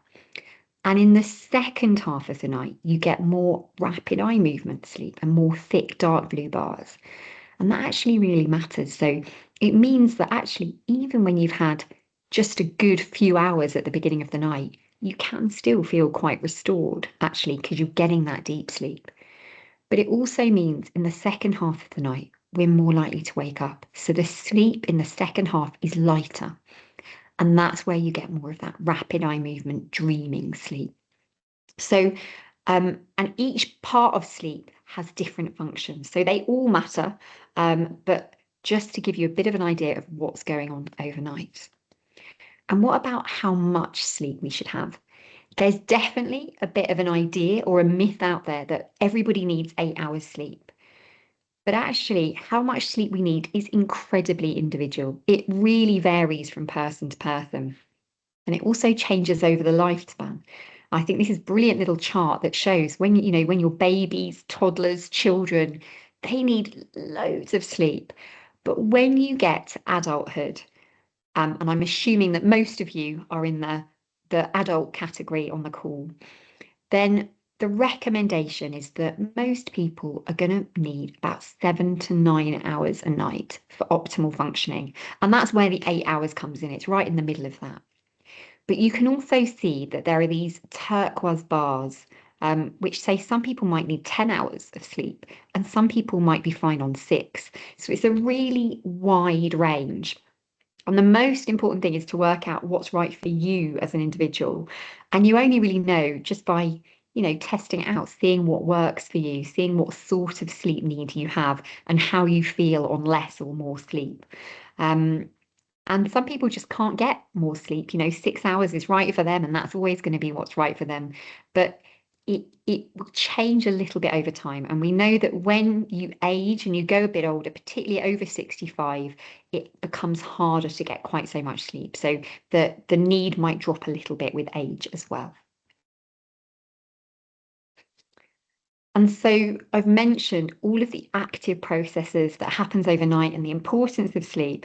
And I'm going to just talk about a few of the things that sleep does. We don't have too long. We've only got half an hour, so I can't go into everything, but I've picked out a few things that might be relevant for you and what you do.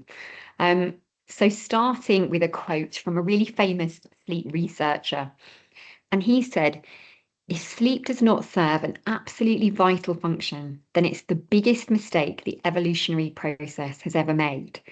And I think this is really true, because while we're asleep, we're essentially useless, aren't we? We're not doing anything important. So if we were hunter-gatherer tribes, we wouldn't be out hunting, getting food, we wouldn't be mating.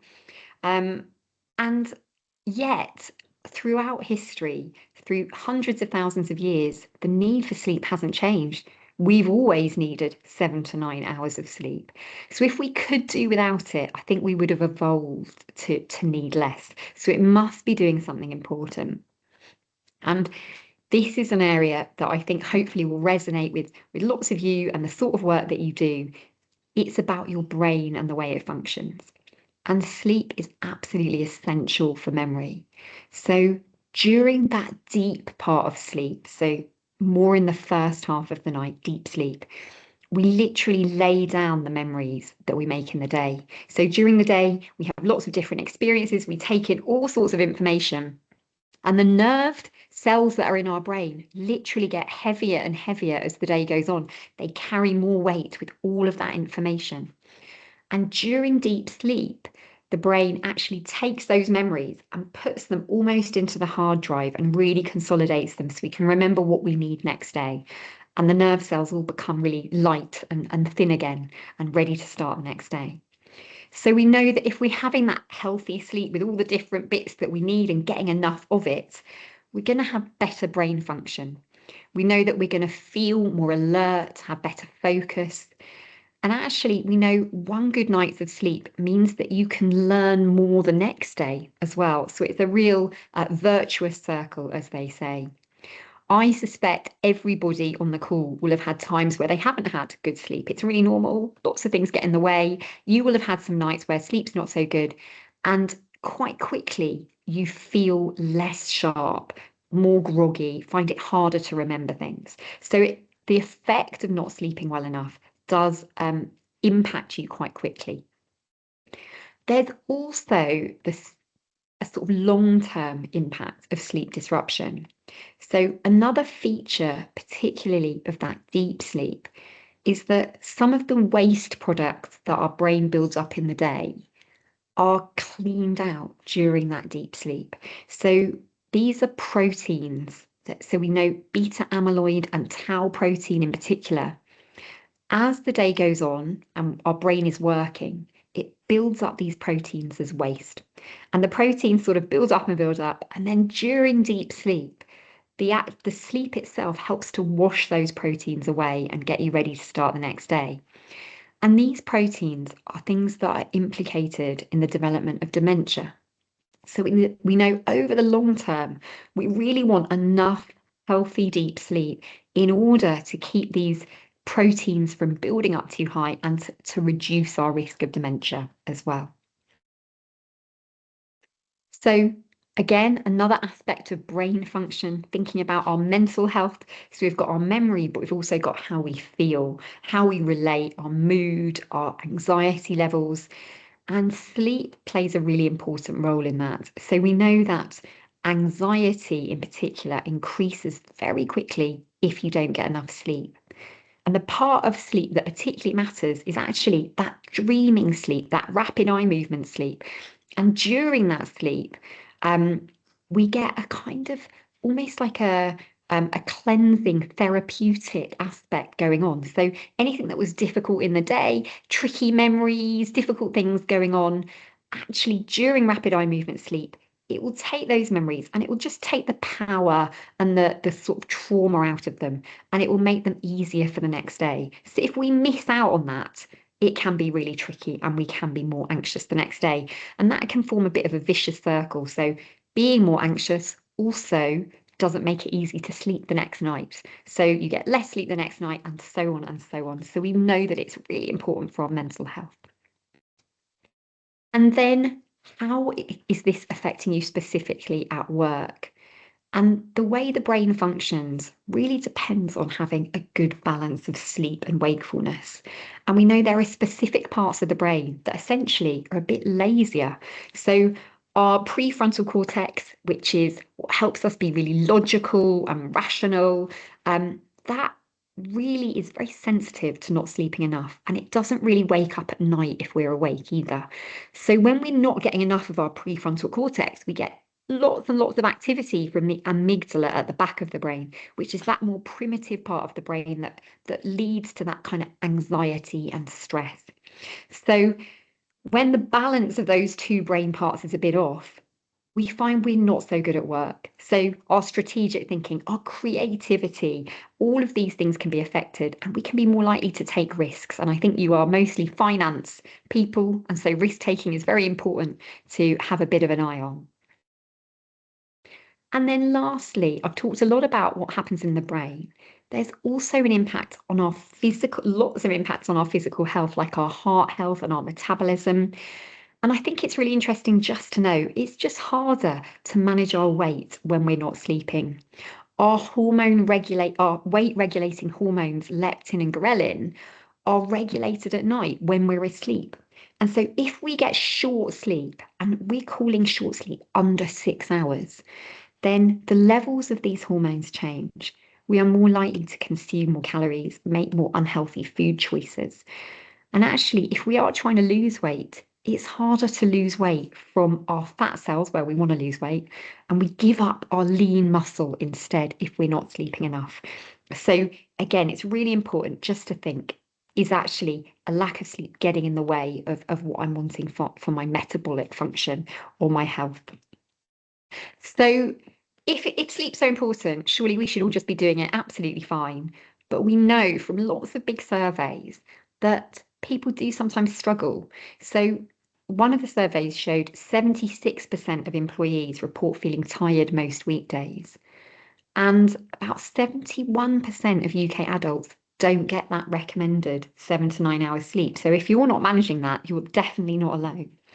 And in fact, about 14% of people have less than 5 hours of sleep a night. And we know that can have significant impacts on well-being. And interestingly, about a third of people think, well, although I'm not sleeping well, it's probably I'm doing something that might get in the way. So my lifestyle isn't quite helping out my sleep. So there are things that we can do, or we feel we can do, to actually help get our sleep back on track. And that's what I'm going to talk about now. So for the rest of this talk, I'm going to really focus on practical things that you can do to help your sleep. Firstly, it's just having a little bit of a review of sleep and prioritizing it. Now, I call this a bit of a sleep stock take. And for some of you, it's going to be really easy. You might be sleeping absolutely fine, but it's just worth asking yourself, is there room for improvement in your sleep? For some of you, you might be struggling with your sleep. Know it's an area that's a bit of a problem, and it can be really helpful to get a bit of data around it. And lots of what I'm going to say now, different things will work for different people. So you need to think about what's going to work for you. But it can be really helpful just creating a bit of a diary of your sleep. So down at the bottom, you can see there's a little printed daily sleep diary. And you fill these in the morning after the night before, just with what you remember in terms of when you woke up or when you fell asleep. And you can download them from the NHS website. But it can be really useful to get a bit of an idea of how much are you sleeping? How much are you awake at night? Is there a lot of variety in when you're going to bed and when you're waking up? So that is a good place to start. Lots of you might also have some of these sleep tracking devices. So we have rings and watches and straps and all sorts of different things that track your sleep. And again, they're pretty good actually. So they're quite accurate. They will tell you a good, pretty close to your actual sleep timings, how much you're sleeping. When they try and say it's this much deep sleep or this much rapid eye movement sleep, they're not quite so accurate, but still they can give a good idea. And just keeping a little eye on them, seeing what they're doing, seeing if any of the changes that you make a difference can be useful. There is one warning here, which is if you're really struggling with sleep, these generally not helpful. So if you're someone who has insomnia or really, finding it difficult, it can be quite depressing having a look at your sleep tracker in the morning and finding you haven't slept much. And in general, when we're working with people who've got insomnia or other sleep problems, we tend to tell them to take these things off, actually, because it tends to not be helpful in the long term. But if you're just wanting to find a little way to improve things, they can be useful. The other thing to ask yourself is, do you know what your circadian rhythm and what your body clock is doing? So this is a really important part of sleep. We have a natural body clock. You will all have heard of that. It helps us feel alert in the morning. It helps us feel sleepy in the evening. And various things help our body clock to work. So the amount of light that we get, when we get it, the temperature of where we are affects our body clock. And a hormone is produced. We produce a hormone called melatonin. Melatonin is released in the evening at night, and that triggers our body clock to work. It triggers us to start feeling sleepy at the beginning of the night as well. And you can see that for most of us, our body clock in the morning, you have quite a high level of alertness. It's very normal to have a bit of a dip after lunch. But then you get alert again until the evening time. Then it falls overnight. And this all happens pretty naturally, automatically. This is being driven internally. But not everybody's body clocks are the same. And this is another question just to ask yourself. Are you naturally what we call an early bird, or are you naturally a night owl? And this is called your chronotype. And you're born with your chronotype. You can't do anything about it. This is genetic. And you might be somewhere in the middle. But if you can have a sense of what your natural body clock's doing, it can be really helpful to decide what the right sleep routines and timings are for you. If we fight against our body clock, so if we are a night owl and we naturally want to fall asleep really late at night, we naturally want to have a bit of a lie-in, it can be really difficult if we've got to get up for a certain time in the morning, or if you try and force yourself asleep before that natural sleep time, it's often fighting a bit of a losing battle. So I think figuring out what you are is quite useful. The best way to do it is just to think about what you would do on holiday if you didn't have any alarm clocks and you could just do what you wanted. When would your natural sleep timings be? And about half of us are right in the middle. But there'll be a quarter of us early birds and a quarter of us who are night owls, and that can make a difference, quite a big difference to your sleep. So what can you do then? You've figured it out. What needs to change? You've had a little look. Perhaps your sleep's perfect, but if it's not, there might be room for improvement. And I'm going to talk about different tips, and they are not going to be relevant for everybody. Everybody might take something different, but see if there's one or two things that you could change that might just enhance your sleep moving forward. So firstly, think about our sleep environment. In our busy lives, our busy households, your bedroom can become, all sorts of things. You can have work piled up, you can have washing, you can have different activities that are going on in the bedroom. But actually, if you really want to enhance your sleep, it helps just to make your bedroom and your bed just for sleep. Don't do anything else on your bed. Don't sit on it and watch telly. Just use that as a sleep place. Part of these tips is all about sending cues and little triggers to your brain to make your brain really know what it's meant to do at the right time in the right place. So I always talk about it like a lovely cave. So we want it to be dark, cool. We don't want too much distraction, but we want it to feel nice. So we want your bed to be comfortable. We want you to feel nice about going to bed at night. In terms of your body clock, we want to give lots of darkness cues. So if your bedroom isn't super dark, get blackout blinds or even use an eye mask. That's a really strong trigger to tell your brain it's time for bed, it's time to produce melatonin. So darkness really matters. It also matters the temperature. So when we fall asleep at night, our temperature has to fall. So that's part of the sleep process. We drop our temperature before falling asleep, and then while we're asleep, it stays low until the morning, just before you wake up when the temperature rises again. So we can help this out by keeping our bedrooms cool. So cooler than you think often. Some people find weighted blankets good for sleep. So that can just create this sense of comfort. It can help reduce sort of alertness. Not very suitable for people that are suffering with hot flushes and night sweats at night, but otherwise it can be good. And even having a little bit of what we call white noise, or you can get pink noise, it's a different type of frequency. That can help if it's noisy and you need to block out some of the noise. So all of these things can just make your environment a bit better. Then if you had to do one thing to help your sleep and to really get your body clock doing what it should, it would be to have real regularity with your sleep. So it's actually quite hard to make yourself fall asleep at the same time every night. But what we can do is we can wake ourselves up at the same time every day, every morning. So oh, someone's enjoying a weighted blanket. Thank you. I'm glad you said that. They can be great.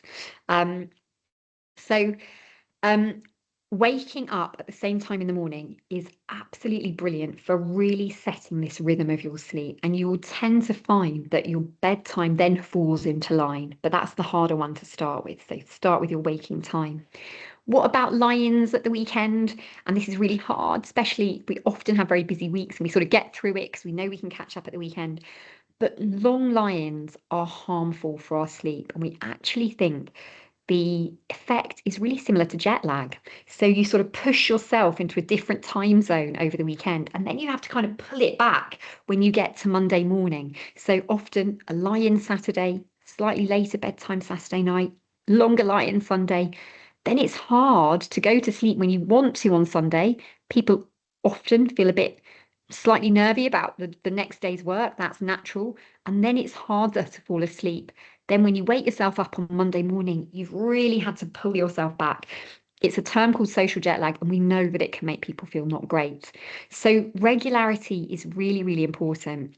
Interestingly, the more regular your sleep, the better you feel, even if you're not getting as much quantity. So if you had to choose between getting a bit more sleep or getting more regular sleep, actually, you might be better just to make it more regular, and that people tend to feel better in themselves and have better energy. This isn't going to be relevant for everybody, but some people who get into bed feel their mind is absolutely wired and really struggle to fall asleep. And it's important to have this kind of phase between your really active day and your sleep time. So having a bit of wind down time, about 30 minutes, just do things that feel nice, but away from stimulations like screens, like all those messages coming in on your mobile or your laptops. Dim lights to encourage that melatonin from the body clock. Doing things that just relax you a little bit can be really, really helpful in helping you fall asleep. We know that you've all heard that caffeine can harm sleep, but it actually has a really powerful effect. So it's just about the time it stays around in your system. It's fine to have caffeine in the mornings, but in the afternoons, if you're drinking tea or coffee or even hot chocolate, all of these things have got enough caffeine in, and it will last long enough to suppress what we call your sleep drive. This is the kind of sleepiness that builds up in the day. And caffeine's really quite powerful at suppressing sleep drive. It's why we like a coffee in the morning. So just be careful. Try to avoid it after lunchtime. Can you eat yourself to better sleep? Well, you can definitely exercise yourself to better sleep. This would be the number 2. If you're active in the day, this also helps to improve our sleep drive. Physical activity is very important. Even cognitive activity is helpful for that as well. So keeping our minds busy as well as our bodies busy can be really, really helpful. There are no foods that will send you to sleep, but there are some foods that can increase melatonin production, serotonin and tryptophan. And they might be helpful. These aren't going to solve a sleep problem, but it's worth knowing that there are things that can be useful. So kiwi fruits, apparently the skin on helps. Cherries, oats, bananas, all of these things can be helpful. But ideally, you wouldn't eat within about an hour of your bedtime, because your body really wants to not be focusing on metabolizing food. It wants to be focusing on sleep. Alcohol, this is always where the fun police comes into it, but alcohol unfortunately has really quite a powerful effect on our sleep.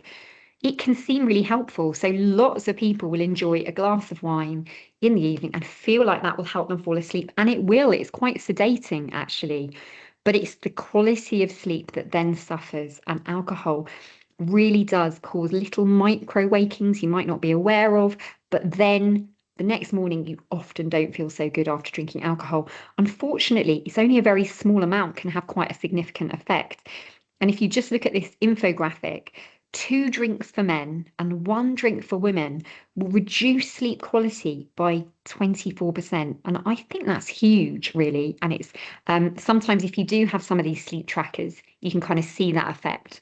So the answer is, can you cut down a bit on alcohol, or also can you drink a bit earlier? So it's more a sort of happy hour cocktail than a kind of nightcap is better for your sleep. Then just a little thought to stress. I don't think we can solve stress in this half an hour. And I know that you will have had talks referring to stress for the rest of this session, because this has all been about health and well-being. But stress can obviously affect sleep. So if you feel like that's what's going on, it's really important to think about your stress. If you feel like you've got that racing mind, that you're too wired to fall asleep, that you wake up in the middle of the night and your brain is full of thoughts of work or finances or family or whatever it is, then that's a sign that trying to think about how to process that stress in a different way could be helpful. There are techniques at night, and I'm just going to touch on them, but things like doing a body scan, where you just, or a muscular relaxation of different muscle groups in the body, can be really helpful to distract your mind from those stressful thoughts. And actually, this is where technology can be quite useful. So even though we say avoid screens, it can be really good to have an audiobook or a sleep meditation that will distract you from some of those stressful things overnight. So please don't worry about doing that. These things can be really, really helpful. What about over-the-counter things? So I'm often asked about supplements. Magnesium is the most popular supplement for sleep. There isn't that much medical evidence for it actually, but some people will really find magnesium helpful. It's not going to hurt, so if you want to try it, that's absolutely fine. In this country, melatonin is a prescription medication, so it's something that you can have for insomnia. There are other things that lack evidence, so things that help you feel calm and relaxed are fine to try. What about if you wake up in the middle of the night? So firstly, the reason I mention this can be quite a common problem. Firstly, it can be really normal to wake up, so don't worry. Between those sleep cycles that are about 90 minutes, you naturally have a little bit of alertness. So just check, is there a reason you've woken? Are you in pain? Is it a night sweat? Is it something else going on? And rather than worrying that you're awake and this is going to be a problem, try and make a bit of a plan of what you do. Are you going to do some breathing exercises or those, sleep stories or sleep meditations? But if you've been awake for a long time, we normally say 20 minutes and you're not getting back to sleep, just get up and do something else. The next sleep cycle will come along and you will develop sleepiness again, but there's no point lying there and stressing about being awake. And lying there and allowing our brains to think too much is also really unhelpful, because remember, that logical bit of the brain isn't awake at night. So often the thoughts are a bit more anxious. General message is just to try and spend less time in bed if you're awake, and try to put a bit less effort into sleeping. And although it sounds like that doesn't make sense, trying to take the pressure off your sleep is sometimes the answer. Now, I know we've come to one. I'm going to give you a very, very short little thing about how to seek help if you're struggling with your help. And I really appreciate being invited to talk about this. So I hope you found something helpful in there. If you are experiencing sleep problems, do remember there is help out there. So it's something to speak to your doctor about. There's lots that we can do. There is something that helps insomnia called cognitive behavioural therapy for insomnia, and you can get those on apps, or your GP can refer you for this. There are also some useful books on sleep that you can see there. And I've also mentioned a couple of podcasts there. I'm sure you've got a busy afternoon ahead, and thank you so much for having me. I'll leave that there just for a moment while you're finishing off. Thanks, Zoe. That was really, really good. It was, I've learned some stuff around that, and I'm a rubbish sleeper, so I'm definitely going to be reading up on some of those links there. So thank you very much. Thank you. Or say that thank you everybody for joining. I hope it's been useful. I hope you've enjoyed it and you've got some things to take away. I'm just going to pop a quick note into the chat because I know people have to drop off for meetings. So once again, thank you very much and see you next time.